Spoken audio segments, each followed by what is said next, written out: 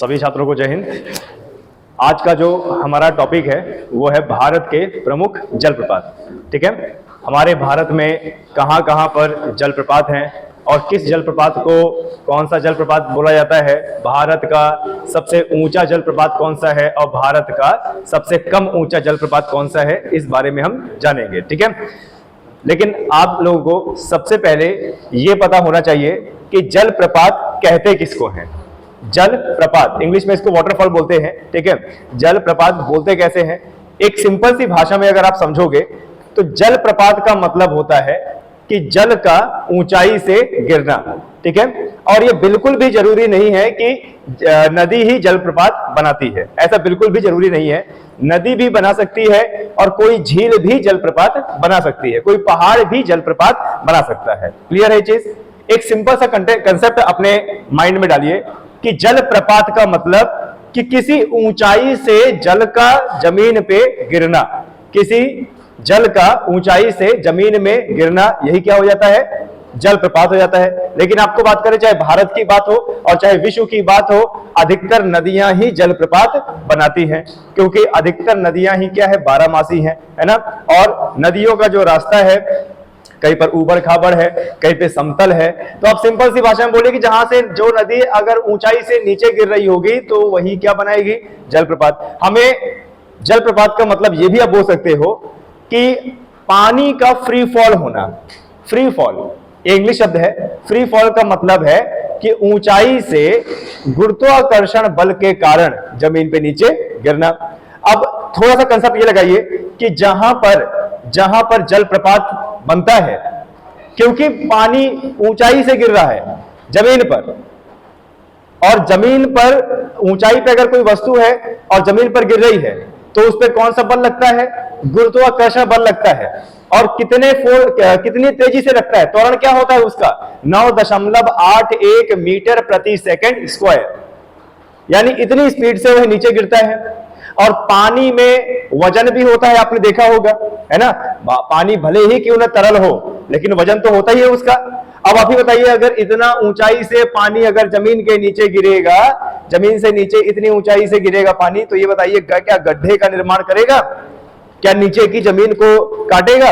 और अगर वह नीचे की जमीन को काटेगा तो एक गड्ढे का निर्माण करेगा, जिसको गॉर्ज बोलते हैं या जिसको खड्ड बोलते हैं या महाखड्ड बोलते हैं। आए समझ में? ये इतनी छोटी सी डेफिनेशन आप लोगों को समझ के रखनी है। क्लियर है? चलिए आगे बढ़ते हैं। आप सभी लोगों को पता है सनराइज करियर एकेडमी करवी चित्रकूट जिले की सर्वश्रेष्ठ संस्था है, जहां पर इतने सारे कोर्सेज की तैयारी कराई जाती है। ठीक है, बहुत अच्छे से आप तैयारी कर सकते हैं। चलिए,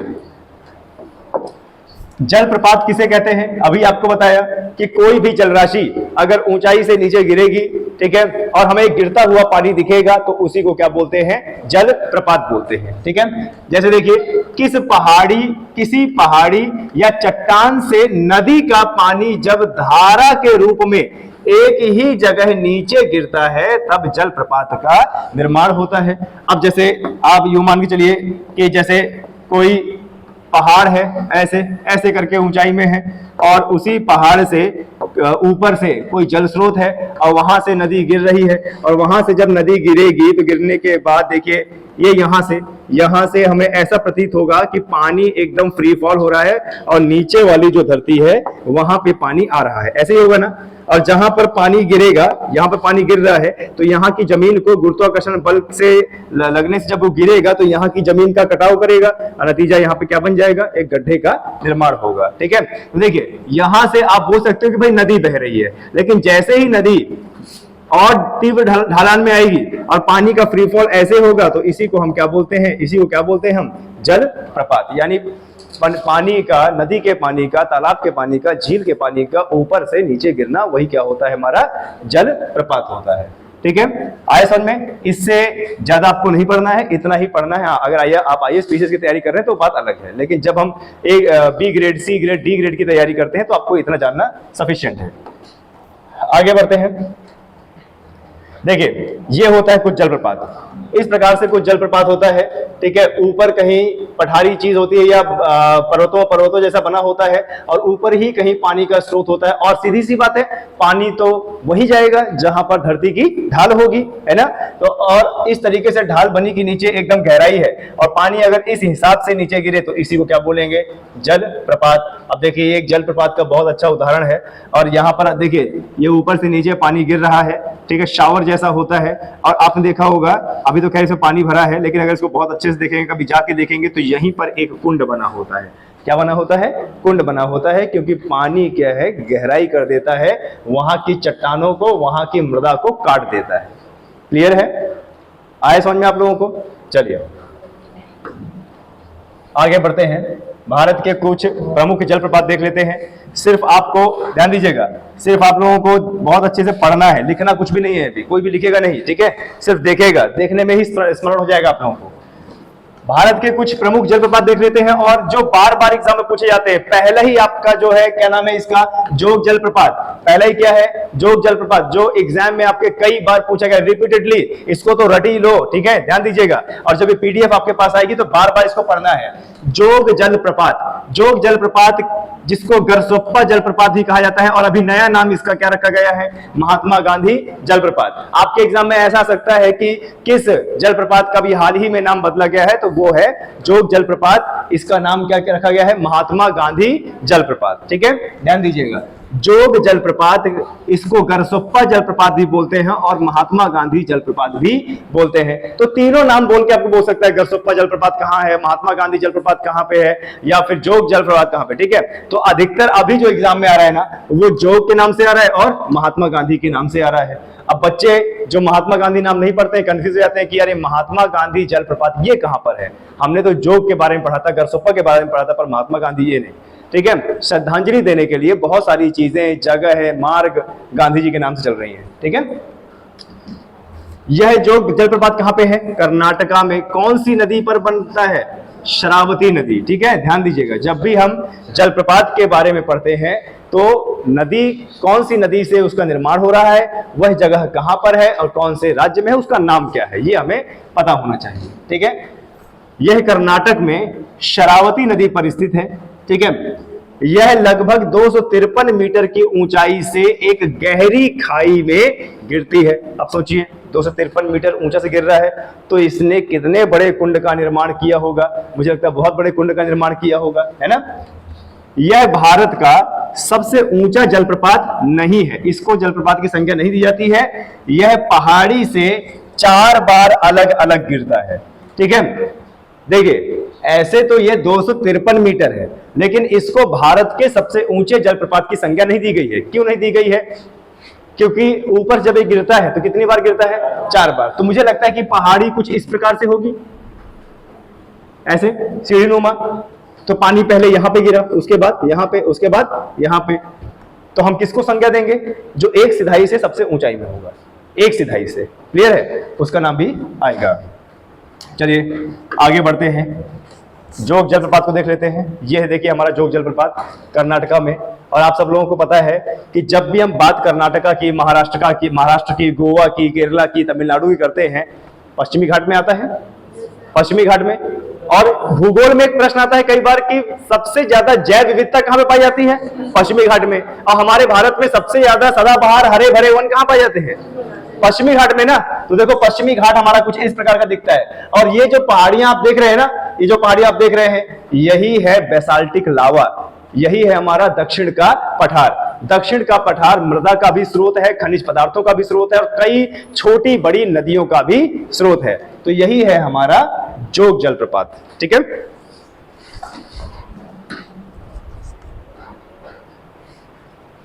देख लीजिए इस प्रकार का जोग जलप्रपात होता है। ऊपर से कहीं इस श्रावती नदी का स्रोत होगा और वो इस हिसाब से जो है बहती है, और नीचे एक बड़ा सा कुंड बना रखा है। और इसी के जस्ट थोड़ा सा देख रहे हैं आप, ये देख रहे हैं बाउंड्री, ये बाउंड्री बना रखी है। क्यों, क्योंकि ये एक पर्यटक स्थल भी है। क्लियर है, आए समझ में आप लोगों को। आगे देखते हैं, कुंचिकल जलप्रपात। कौन सा है हमारा, कुंचिकल जलप्रपात। कुचिकल जलप्रपात भारत का सबसे ऊंचा जलप्रपात है और जिसकी ऊंचाई कितनी है? 455 मीटर। यह जलप्रपात वराही नदी पर कर्नाटक के शिमोगा जिले में स्थित है और इस जलप्रपात के आधार पर मणि बांध बनाया गया है। और ये इसके आगे देखेंगे अभी, ठीक है, ध्यान दीजिएगा। इसके बारे में भी काफी बारी आया गया एग्जाम में। ये रहा आपका कर्नाटक का कुचिकल जलप्रपात, ठीक है। ऊंचाई कितनी है लगभग इसकी? 455 मीटर। कौन सी नदी बना रही है इसको? वराही नदी बना रही है, ठीक है। अब देखो ये तो फोटो में है, अगर वहां पर जाएंगे तो कितना बढ़िया दृश्य आपको देखने को मिलेगा, है ना। अपने देखिए, चाहे विश्व की बात हो चाहे भारत की बात हो, प्रकृति ने जो नमूना दिया है, जो इंजीनियरिंग प्रकृति ने बनाई है, उसको असफल करना, उसको फेल करना मानव के बस की बात नहीं है ना। आगे बढ़ते हैं और देखते हैं कि आगे हमारा कौन सा जलप्रपात है। बरेही पानी जलप्रपात। बरेही पानी जलप्रपात। बरेही पानी जलप्रपात उड़ीसा के मयूरभंज जिले में सिमलीपाल राष्ट्रीय पार्क के भीतर बुद्धबलंग नदी पर स्थित है। तो ये थोड़ा सा डेटा आपके लिए बहुत ज्यादा इंपॉर्टेंट हो जाता है, ठीक है। ध्यान दीजिएगा, कभी भी आप अगर जीके जीएस की तैयारी कर रहे हैं, जीके जीएस की, तो जीके जीएस का डेटा याद करना आपके लिए बहुत ज्यादा जरूरी है। डेटा हम जिसको बोलते हैं, ठीक है, आंकड़े याद करना। अब देखिए, ये जो ये जलप्रपात है, ये कहां पर है? ये ओडिशा में है और इसको बोलते हैं बरेही पानी जलप्रपात। और ये बरेही पानी जलप्रपात कहां पर? ओडिशा में। और सबसे नोट करने वाली बात ये है कि ये जलप्रपात कहां पे बना हुआ है? सिमलीपाल राष्ट्रीय उद्यान, ठीक है। पार्क बोल सकते हो, उद्यान बोल सकते हो। तो यहां से हमें दो चीजें पता चली कि ये बरेही पानी कहां का है? ओडिशा का। और प्लस सिमलीपाल राष्ट्रीय उद्यान कहां पे है? ओडिशा में है। क्लियर है? दो चीजें हमें पता चली। यह जलप्रपात 399 मीटर है और भारत का दूसरा सबसे ऊंचा जलप्रपात है।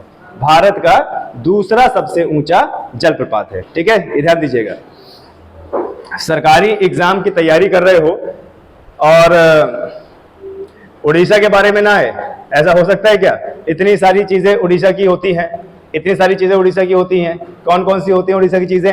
जैसे आपका भीतरकनिका, सिमलीपाल, आपका उत्कल तट, और बताइए ओलिव रिडले कछुआ, और बताइए सूर्य मंदिर, और बताइए कोणार्क, और बताइए लिंगराज का मंदिर, और हीराकुंड बांध, और महानदी। ये सब आता है कि नहीं आता, है ना। तो इसका आप लोगों को अध्ययन करना है। उड़ीसा का एग्जाम में तो बहुत अच्छे तरीके से आता है, ठीक है। ये रहा आपका बरेही पानी जलप्रपात, ठीक है। आगे बढ़ते हैं। दूध सागर जलप्रपात बहुत बार एग्जाम में पूछा जाता है, ठीक है, बहुत बार पूछा जाता है दूध सागर जलप्रपात। इसको बहुत अच्छे से आप लोगों को याद रखना है, ठीक है। जो भी आंकड़े इसके लिखे हुए हैं बहुत अच्छे से आप लोगों को याद करना है। दूध सागर जलप्रपात, ठीक है। अब इसका नाम क्यों दिया है दूध सागर जलप्रपात? इसका नाम इसलिए दिया गया है दूध सागर क्योंकि जब यह ऊंचाई से गिरता है तो इसके पानी की बौछार आपस में ऐसे मिल जाती है और एक सफेद दृश्य का निर्माण करती है। दूर से अगर देखोगे तो ऐसा लगेगा कि साक्षात जो दूध है वो ऊपर से गिर रहा है, इसीलिए इसका नाम क्या दिया गया? दूध सागर, ठीक है। देखिए, दूध सागर जलप्रपात भगवान महावीर राष्ट्रीय पार्क में मांडवी नदी पर स्थित है। कहां पर? मांडवी नदी, याद है ना, गोवा की नदी। कौन सी नदी? मांडवी नदी। किस ओर बहती है? पश्चिम की पूर्व? अरे पश्चिम की ओर मांडवी नदी बहती है और मांडवी नदी के लिए ही फेमस है क्या? गोवा। ऐसे तो वहां पर समुद्र के लिए, बीच के लिए, पर्यटक के लिए फेमस है, लेकिन मांडवी नदी के लिए भी हमारा गोवा फेमस है, ठीक है। सबसे बड़ी बात कि दूध सागर जलप्रपात कहां पे है भैया? भगवान महावीर राष्ट्रीय पार्क के अंदर। अब यहां पर दो चीजें पता चली कि भगवान महावीर राष्ट्रीय उद्यान कहां पर? गोवा में, ठीक है। गोवा से ही सटा हुआ है कर्नाटका, जहां पर श्रवण बेलगोला की पहाड़ी है और जहां पर चंद्रगुप्त मौर्य को मोक्ष की प्राप्ति हुई थी। पता है ना, चंद्रगुप्त मौर्य कौन से धर्म की उपासना करते थे? जैन धर्म। और भगवान महावीर किससे रिलेटेड है? जैन धर्म से। पता है ना? ओके, बहुत बढ़िया। कि कितनी ऊंचाई है? 310 मीटर ऊंचाई है ना। और यह भारत का 5वां सबसे ऊंचा क्या जलप्रपात है। ये याद रखने की जरूरत नहीं है कि भारत का कौन सा नंबर का है, पर ये याद रखने की जरूरत है कि दूध सागर गोवा में है, ठीक है, आए समझ में, और दूध जैसा निर्माण करता है और प्लस भगवान महावीर राष्ट्रीय पार्क जो है उसके अंदर है और मांडवी नदी के द्वारा निर्मित है। मजा नहीं आ रहा होगा ना इसको देखने में? अभी है ना, कुछ पता नहीं चल रहा होगा। पता है क्या, इसको देखने हर पर्यटक जाता है गोवा में। गोवा में अगर आप गए और जलप्रपात को नहीं देखा तो फिर मजा नहीं आएगा। और आपको पता है क्या, इस दूध सागर को और ज्यादा पर्यटकों को खींचने के लिए यहीं से रेलवे निकाली गई है। तो जब रेलवे यहां से जाती है तो कुछ इस प्रकार का दृश्य होता है। जब रेलवे यहां से जाती है तो कुछ देखिए इस प्रकार का दृश्य होता है। बकायदा पुल से रेलवे जारी होती है और उधर देखिए जो दूध सागर जलप्रपात है वो गिर रहा होता है। सोचिए कितना अच्छा दृश्य होता होगा वहां का, है ना, कितना अच्छा दृश्य वहां का होता होगा कि नहीं होता होगा। देखिए कितना बढ़िया दृश्य है, रेलगाड़ी जा रही है और उधर से इतना ऊंचा जलप्रपात। अब देखिए जलप्रपात की तुलना कीजिए और ट्रेन की तुलना कीजिए। ट्रेन कितनी छोटी नजर आ रही है तो जलप्रपात कितना बड़ा है ना। भारत का 5वां सबसे ऊंचा जलप्रपात कौन सा? दूध सागर जलप्रपात। देखिए हमारे देश की खूबसूरती, है ना, है कि नहीं। प्रण कर लीजिए, सरकारी नौकरी लगते ही पहले इधर घूमने जाएंगे, ठीक है। पर हाँ एक चीज आपको बता दें, अब तुम सोचो कि आए हैं तो नहा लिया जाए। नहाना मत, ऊंचाई से पानी गिरता है खोपड़ी ओपड़ी फट जाएगी तुम्हारी, ठीक है। चलिए और आगे बढ़ते हैं, भारत के और कुछ प्रमुख जलप्रपात को देखते हैं। देखिए नोहक लिकाई जलप्रपात। नोहक लिकाई जलप्रपात कहां पे है? मेघालय में। कहां? चेरापूंजी के पास। और जब भी मेघालय का नाम आता है याद रखना है कि मेघालय को कहां से निकाला गया है? असम से। और मेघालय में कौन सी पहाड़ियां हैं? गारो, खासी, जयंतिया। अब जरा मुझे आप बताइए कि गारो, खासी, जयंतिया नए पहाड़ हैं कि पुराने पहाड़ हैं? पुराने पहाड़ हैं। नए कौन बोल रहा है? और आपको पता है गारो, खासी, जयंतिया में ही गोंडवाना हिमालय का निर्माण होता है, पता है ना। गारो, खासी, जयंतिया पूरा पुराने पहाड़ और वहीं से नागालैंड के पहाड़ सटे हुए हैं। तो जहां पर गारो, खासी, जयंतिया और नागालैंड के पहाड़ जुड़ते हैं, नागालैंड के पहाड़ हिमालय के पहाड़ और गारो, खासी, जयंतिया पुराने पहाड़, जब दोनों जुड़ते हैं तो उसी को बोलते हैं क्या? गोंडवाना हिमालय। यानी मेघालय और नागालैंड में आपको गोंडवाना हिमालय देखने को मिलेगा। और जब भी मेघालय का नाम आता है तो एक चीज और याद रखनी है। एक चीज क्या याद रखनी है? अरे यहाँ की जनजाति भी कौन सी है? गारो, खासी, जयंतिया, जो इन पहाड़ियों पे निवास करती है। और अगर मेघालय का नाम आता है तो एक चीज और याद रखना है, मौसीन राम चेरापूंजी। क्या याद रखना है? मौसीन राम चेरापूंजी। विश्व में सबसे ज्यादा वर्षा भारत में होती है। विश्व में सबसे ज्यादा वर्षा भारत में होती है, लेकिन कहां पर? मेघालय के मौसीन राम चेरापूंजी में। लगभग कितनी? 1000 सेंटीमीटर। और जहां पर 1000 सेंटीमीटर वर्षा होगी वहां पर कैसे वन पाए जाएंगे? सदाबहार, हरे भरे, चौड़ी पत्ती वाले वन। क्लियर है? आए समझ में? किसी को कोई दिक्कत? ये देख लीजिए, यह है हमारा नोहक लिकाई जलप्रपात, ठीक है। देखिए कितना बढ़िया दृश्य है, ड्रोन से ये फोटो लिया गया है। और देखिए ये ग्रेनाइटिक चट्टान बनी हुई है, ठीक है। और वहीं से देखिए पानी कैसे नीचे गिर रहा है और नीचे एक जलाशय, एक कुंड बना हुआ है ना। ये है हमारे भारत की खूबसूरती। क्लियर है? 304 मीटर के साथ ही भारत का तीसरा सबसे ऊंचा जलप्रपात कौन सा है? नोहक लिकाई जलप्रपात। कहां पे है? मेघालय, हमारे भारत के पूर्वोत्तर राज्यों में, ठीक है। आ रहा है समझ में सबके? आ रहा है? देखिए बच्चे आपको एक चीज बता दें, जितने भी यहाँ पे बच्चे बैठे हैं, ठीक है, सरकारी नौकरी का तैयारी कर रहे हो और सरकारी नौकरी की तैयारी करने का मतलब अपने आप में ताजमहल बनाना। क्योंकि देखिए जब आप पेपर देने जाते हैं ना तो किसी पेपर में 100 क्वेश्चन आते हैं, किसी में 80 क्वेश्चन आते हैं, किसी में 150 क्वेश्चन आते हैं। वही 100, 150 या 80 क्वेश्चन ही आपका भविष्य तय करते हैं कि आप सरकारी बनोगे या नहीं। और वो 150 या 100 क्वेश्चन और सिलेबस देखिए इतना बड़ा। अब इतने सिलेबस में से जो आयोग होते हैं वो चुन चुन के क्वेश्चन रख देते हैं। इसीलिए तैयारी करने वाले छात्र को समय लगता है और उसको अच्छा खासा तैयारी करना पड़ता है और सिलेबस को बड़ा गहराई से पढ़ना पड़ता है। इसीलिए आप सबसे मेरा ये संदेश है कि ये जो आलोचना है ना, किसी की भी आलोचना करने में अपना समय ना गवाइए। इसमें आपका समय जाएगा और आप कुछ नहीं कर पाएंगे, ठीक है। ये जो सरकारी एग्जाम है ये आएगा, हवा के झोंके की तरह आएगा और हवा के झोंके की तरह जाएगा। क्लियर है? और प्लस दूसरी चीज, जिस संस्था और जिन गुरुओं से आप पढ़ रहे हैं उनके प्रति वफादार रहिए। वफादार का मतलब ये नहीं है कि वफादारी कीजिए, वफादार का मतलब ये है कि उन्होंने जो आपको बताया है उनसे उनका बताया हुआ जो आपको आया है, ठीक है, जिससे आप आगे बढ़ रहे हैं, ये योगदान हमेशा अपने जीवन में याद रखिए। ठीक है, ध्यान दीजिएगा, माता पिता का, गुरुओं का आपको बनाने में योगदान इतना ज्यादा रहता है कि शीश भी कटा दोगे तो उनका ऋण नहीं चुका पाओगे। पता है ना ये चीज आपको? चलिए आगे बढ़ते हैं। आगे देखिए, शबरी जलप्रपात। ठीक है, कौन सा प्रपात है भाई? शबरी जलप्रपात। शबरी जलप्रपात देखिए, जो कि श्री राम की तपोभूमि चित्रकूट उत्तर प्रदेश के कौन सा क्षेत्र? बुंदेलखंड क्षेत्र में है और सबसे सुंदर स्थानों में से एक माना गया है शबरी जलप्रपात। ठीक है, शबरी जलप्रपात का थोड़ा सा आपको वीडियो भी हम दिखा देते हैं। ठीक है, शबरी जलप्रपात का थोड़ा सा वीडियो भी आप देख लीजिए कि हमारे चित्रकूट का जो शबरी जलप्रपात है उसकी खूबसूरती किस प्रकार की, देख लीजिए।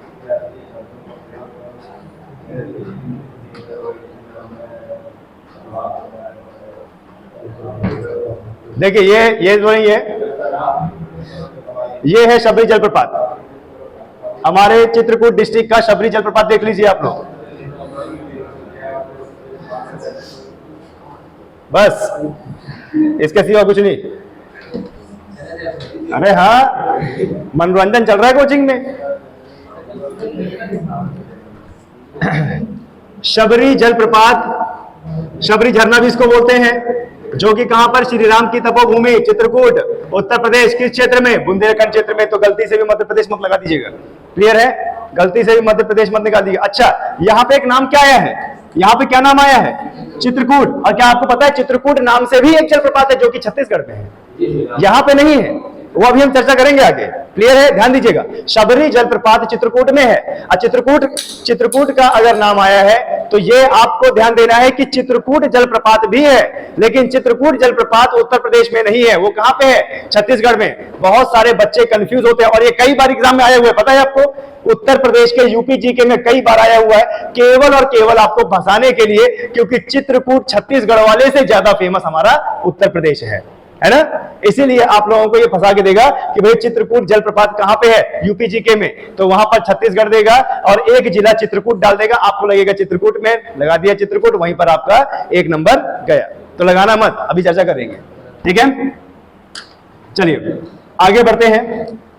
देखिए ये है शबरी जलप्रपात। ठीक है, आपको बताते हैं शबरी जलप्रपात तो वैसे बहुत बड़ा है, आप जाएंगे तो वहां पर एक बहुत बड़ा कुंड जैसा आपको दिखेगा, लेकिन एक छोटी सी झलक आप इसमें देख सकते हैं। ये है शबरी जलप्रपात जो कि हमारे उत्तर प्रदेश में है। ठीक है, आए समझ में? चलिए अब थोड़ा सा जो हमारे भारत के कुछ जलप्रपात हैं उनके बारे में थोड़ा सा झलक देख लेते हैं, उनकी विशेषताओं के बारे में देख लेते हैं, पढ़ लेते हैं, और आज का आज टॉपिक आपके एग्जाम लाइक खत्म हो जाएगा। ठीक है, तो देखिए भारत का सबसे ऊंचा जलप्रपात कौन सा है? पुचिकल जलप्रपात। कहां पे है? कर्नाटका में। और कितनी ऊंचाई है? 455। तो आपके एग्जाम में आया कि भैया भारत का सबसे ऊंचा जलप्रपात कौन सा है? तो कुचिकल कर्नाटका याद रखना। कहां से कुचिकल, कहां से? कर्नाटका। बस यही याद रखना है आपको। आगे जोग जलप्रपात। जोग जलप्रपात कर्नाटक में शरावती नदी पर है, जो कि कितना? 253 मीटर। ठीक है, और कितनी बार गिरता है? 4 बार। इसका मतलब कैसे बना हुआ है? सीढ़ीनुमा। ठीक है, छत्तीसगढ़ के क्या चित्रकूट जलप्रपात को भारत का न्यागरा जलप्रपात कहा जाता है। न्यागरा जलप्रपात कहां पे है? कहां पे है? अमेरिका, संयुक्त राष्ट्र अमेरिका। न्यागरा जलप्रपात। तो हमारे भारत का न्यागरा जलप्रपात कहा जाता है चित्रकूट जलप्रपात को, जो कि कहां पे है? छत्तीसगढ़। आपके एग्जाम में आ सकता है कि न्यागरा जलप्रपात की संज्ञा भारत के किस जलप्रपात को दी जाती है? आपका उत्तर होगा चित्रकूट जलप्रपात। ठीक है, आए समझ में? चित्रकूट जलप्रपात भैया नाम आ रहा है चित्रकूट, है ना? आज भी सब लोगों के माइंड में है कि भैया जो चित्रकूट है वो अति पिछड़ा क्षेत्र है, वहां पे बड़े पिछड़े लोग रहते हैं। ठीक है, लेकिन अभी आए तो कई सारी वैकेंसियां दबा के जब हमारा सिलेक्शन यहां से होगा सनराइज करियर एकेडमी से उत्तर प्रदेश, वैसे हो ही रहा है दबा के, है ना?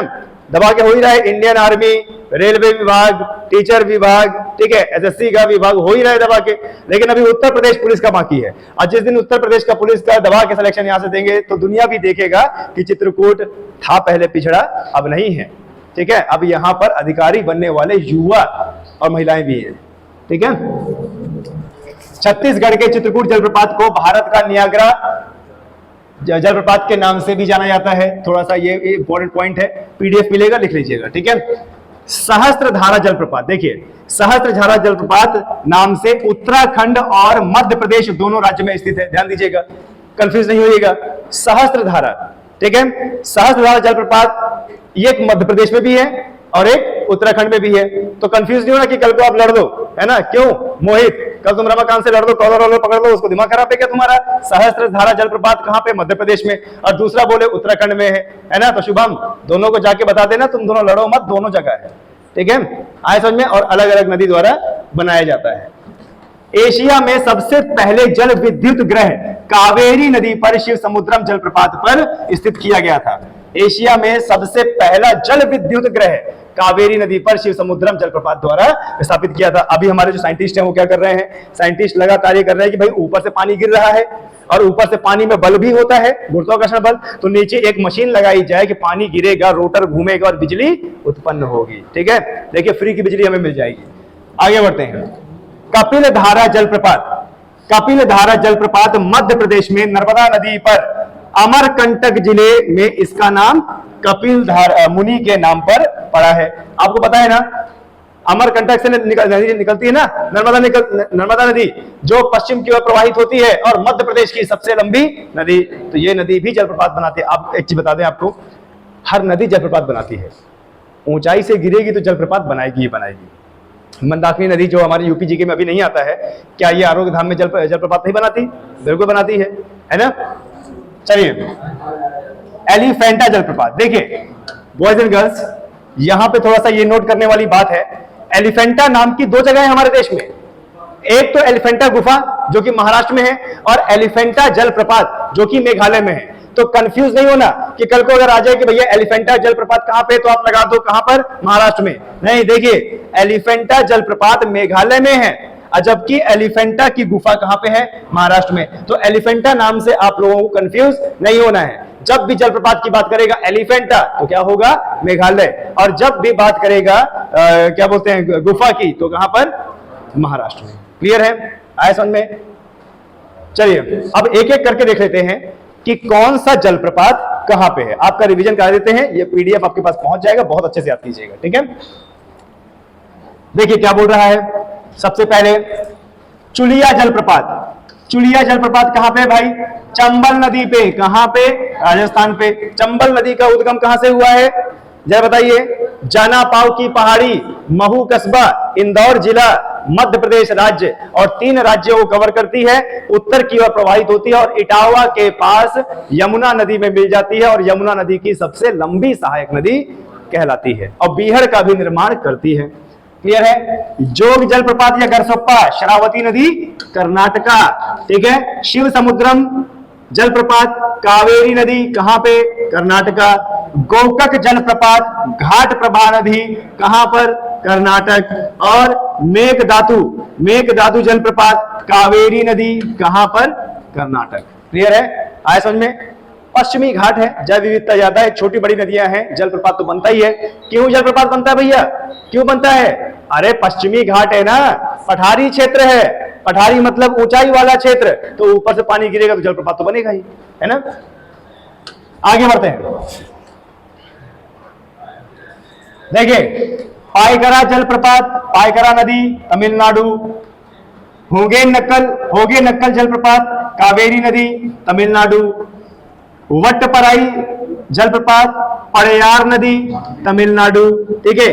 बरेही पानी जलप्रपात, अभी हमने थोड़ी देर पहले पढ़ा, बरेही पानी जलप्रपात, ठीक है। बुद्ध बलंग नदी, ओडिशा, ठीक है। जोरंडा जलप्रपात, बुद्ध बलंग नदी, कहां पर, ओडिशा में। आ रहा है समझ में आप लोगों को? किसी भी प्रकार की कोई दिक्कत, बढ़ते हैं आगे। देखिए दुदुमा जलप्रपात, मचकुंड नदी, कहां पर, ओडिशा। चित्रकूट जलप्रपात, इंद्रावती नदी, कहां पर, छत्तीसगढ़ पे। ये उत्तर प्रदेश मत लगाना, ठीक है। ये आपके एग्जाम में लिख लीजिए, अभी जो भी 5-6 एग्जाम आने वाले हैं आपके, उसमें चित्रकूट तो 100% आएगा। सिर्फ और सिर्फ छटनी के लिए, बच्चों को कंफ्यूज करने के लिए। तीरथगढ़ जलप्रपात, मुनगा बहार नदी छत्तीसगढ़, राजरप्पा जलप्रपात, दामोदर और भैरव नदी कहां पर? झारखंड। दामोदर नदी कहां से निकलती है? छोटा नागपुर के पठार झारखंड से, और बंगाल का शोक बोली जाती है दामोदर नदी। क्लियर है? उसके बाद देखिए हुंडरू जलप्रपात, थोड़ा सा इंपॉर्टेंट है, एग्जाम में पूछा गया है। हुंडरू जलप्रपात स्वर्ण रेखा नदी कहां? झारखंड में। ठीक है, यह भी पूछा गया है कि स्वर्ण रेखा नदी कहां से निकलती है? छोटा नागपुर के पठार से। क्लियर है? आया आपको समझ में? कोई दिक्कत यहां पर नहीं होनी चाहिए मुझे लगता है। धुआंधार जलप्रपात कौन सी नदी? नर्मदा नदी। और कैसा? कहां राज्य? मध्य प्रदेश में। कपिलधारा जलप्रपात नर्मदा नदी, और कहां? मध्य प्रदेश। यन्ना जलप्रपात कृष्णा नदी महाराष्ट्र। वज्राई जलप्रपात उर्मोदी नदी महाराष्ट्र। दूध सागर जलप्रपात वेरी इंपॉर्टेंट, पूछा जाएगा, मांडवी नदी गोवा। आए समझ में? याद रखना है। आगे देखिए सहस्त्रधारा जलप्रपात, सहस्त्रधारा जलप्रपात कालीगढ़ नदी उत्तराखंड। एक और नाम आ जाए तो मध्य प्रदेश। ध्यान दीजिएगा, इसमें ना डाउट होता है बच्चों को, तो सहस्त्रधारा जब भी बोलेगा तो या तो ऑप्शन में उत्तराखंड देगा, लेकिन उत्तराखंड के साथ मध्य प्रदेश नहीं देगा, और अगर मध्य प्रदेश देता है तो ए और बी दोनों सही, ये भी ऑप्शन देगा। क्लियर है? आगे एलिफेंटा फॉल, एलिफेंटा जलप्रपात शिलोंग के पास, कहां पर? मेघालय में। और नोह कलिकाई जलप्रपात चेरापूंजी के पास, कहां पे? मेघालय। तो देखो एलिफेंटा भी इंपॉर्टेंट है और ये भी इंपॉर्टेंट है। तो यहां से आपके पूरे भारत के, संपूर्ण भारत के जलप्रपात समाप्त हुए। कल आपको विश्व के जलप्रपात बताएंगे। ठीक है, तब तक के लिए आपका जय हिंद, जय भारत।